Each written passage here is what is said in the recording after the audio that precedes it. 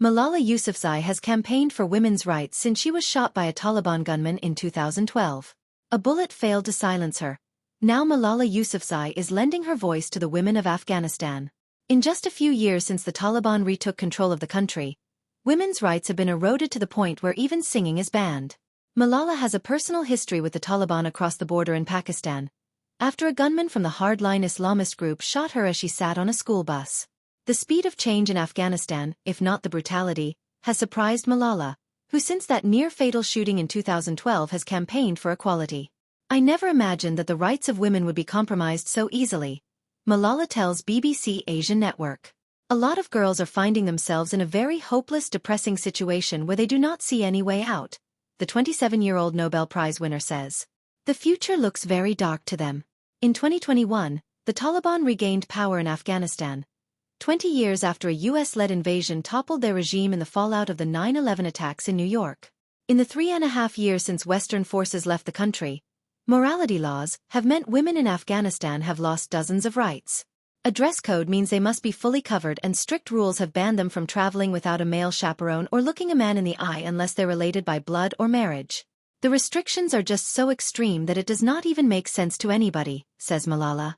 The United Nations, UN, says the rules amount to gender apartheid, a system where people face economic and social discrimination based on their sex, and something human rights group Amnesty International once recognized as crime under international law.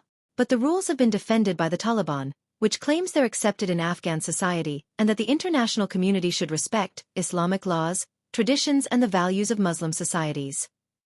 Malala's worked on a new film that follows the lives of 3 Afghan women as their rights are stripped away. Malala's worked on a new film that follows the lives of 3 Afghan women as their rights are stripped away. Copyright Apple TV+. "Women lost everything," says Malala.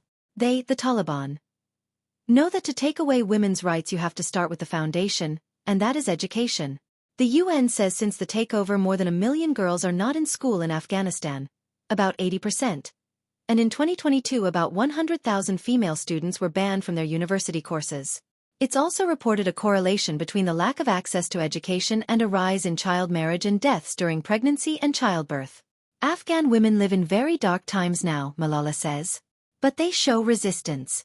The Pakistan-born activist, who became the youngest person ever to win a Nobel Peace Prize, is an executive producer on an upcoming film, Bread and Roses, that documents the lives of 3 Afghan women living under the Taliban regime. "The film isn't just about the stories of 3 women," Malala says. "It's about the 20 million Afghan girls and women whose stories may not make it to our screens." Bread and Roses was directed by Afghan filmmaker Sarah Mani, and US actress Jennifer Lawrence was also brought on board as a producer. The Taliban were ousted when US-led troops invaded Afghanistan in 2001, but returned to power 20 years later. The Taliban were ousted when US-led troops invaded Afghanistan in 2001, but returned to power 20 years later. Copyright Apple TV+. Sarah tells Asian Network her mission was to tell the story of a nation under the Taliban dictatorship. How slowly all the rights have been taken away. Sarah managed to flee Afghanistan after the US-backed government collapsed following the withdrawal of troops in August 2021. She kept up with what happened back home. "It was very important to find young, modern, educated women that have talent they were ready to dedicate to society," says Sarah. "They were ready to build the country, but now they have to sit at home and almost do nothing." Even though the film hasn't been released yet, Sarah believes the situation in Afghanistan has already deteriorated to the point where it would be impossible to make if she started now. At that time, women could still go out and demonstrate, she says. Nowadays, women are not even allowed to sing. The situation is getting more difficult. The first-hand footage shows the women at protests. They kept the cameras rolling while being arrested by the Taliban. And Sarah says the project only got harder over time as more of their rights were stripped away. "We were really honored that these women trusted us to share their stories," she says. "And it was really important for us to put their security in our priorities. But when they were out in the street asking for their rights, it was not for the documentary. It was for them, for their own life, for their own freedom." US actress Jennifer Lawrence produced the film, which she says is about the nature of resistance. US actress Jennifer Lawrence produced the film, which she says is about the nature of resistance. Copyright Apple TV+.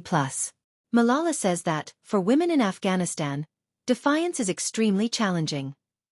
Despite all of these challenges, They're out on their streets and risking their lives to hope for a better world for themselves. All three of the women featured in the film are no longer living in Afghanistan, and Sarah and Malala are hopeful the film will raise awareness of what women who remain endure.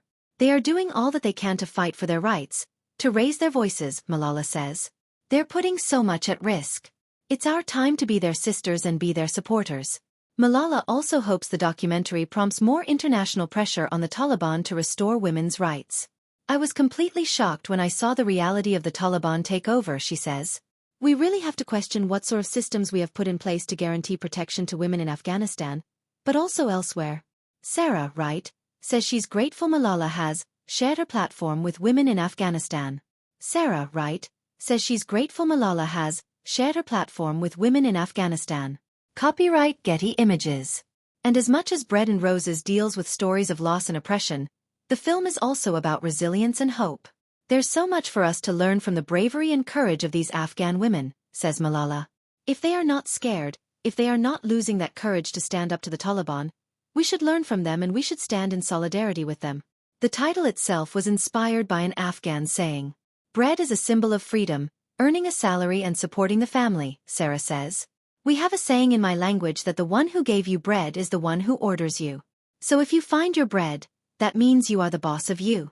That's exactly the future she hopes to see for the women of Afghanistan and, based on what she's seen, one she believes they will achieve in the end.